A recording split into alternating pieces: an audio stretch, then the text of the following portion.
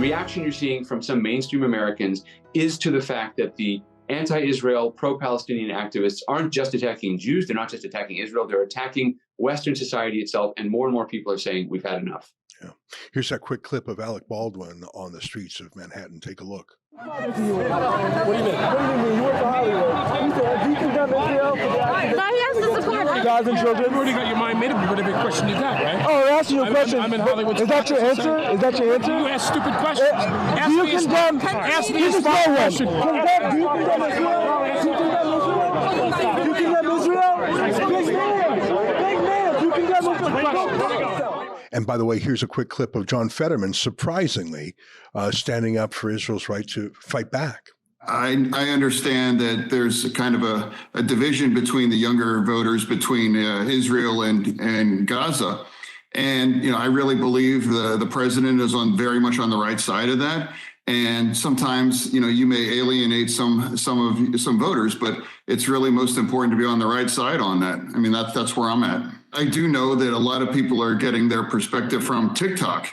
And I think if you're kind of getting your perspective on the world on TikTok, it's going to tend to be kind of warped or not reflective of the history and actually the way things absolutely are. And what is very clear is that Hamas started this, and they actually broke the ceasefire, and they attacked and murdered babies, children, women, attacked a music concert and everything. It's outrageous. And from now on, it's been very clear that Israel would very much want there to be peace, but they've made it very clear that after October 7th, that's just not possible so long as Hamas is allowed to exist. Well, Joel, I know you've got to go, but I think you said something very important in your last comment, that there is an attempt to persuade sort of low information kids on TikTok, which I think is a problem, by the way. I'm on TikTok and I'm on Twitter, and I can see the difference in the algorithm. And TikTok is a super highway of anti-Semitic content, whereas Twitter is much less so. It's ironic that Elon Musk is getting pegged as the anti-Semite when TikTok is this Chinese government app that's feeding me anti-Israel propaganda. And I'm the same person. The algorithms are just different. But I think it's, other than maybe low information voters who are being given a few slogans to chant, I don't think the purpose of the pro-Hamas marches is to persuade. It's not to make the case. It's not to reason. It's exactly what you say. It's to become so harassing, so punitive, so stressful, so chaotic, to shut down roads and bridges and subway stations, and who knows, maybe they'll shut down airports. That people are fatigued by it and just give into it, either give into sharp terrorism, like there've been some terrorist threats in Canada, or just the slow wearing down, the fatigue of, and the demoralization, as Yuri Bezmenov would call it. I think that we're allowing the demoralization of the West, and some people are alert to it, but many people are not. Last word to you, Joel.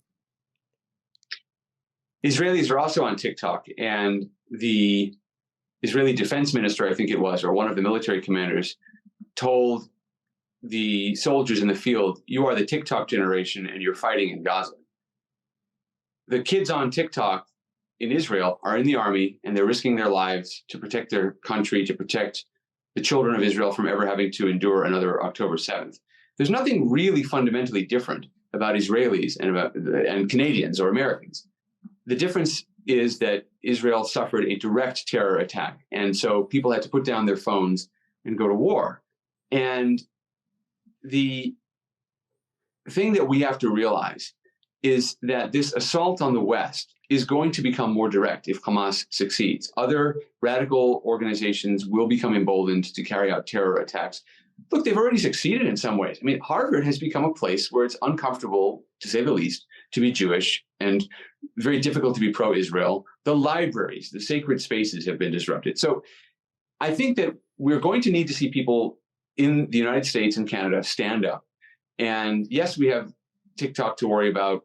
It's a Chinese-controlled app, and who knows what sort of propaganda they're feeding into our culture and so forth. But individuals are going to have to stand up and take heart from the young Israelis who have the same apps that we do, but who put the phones down and did what they had to do, whether volunteering or picking up a gun or whatever it was they had to do as part of the war effort. And they're out there fighting. It didn't kill their will to fight, and nor should we allow it to kill ours.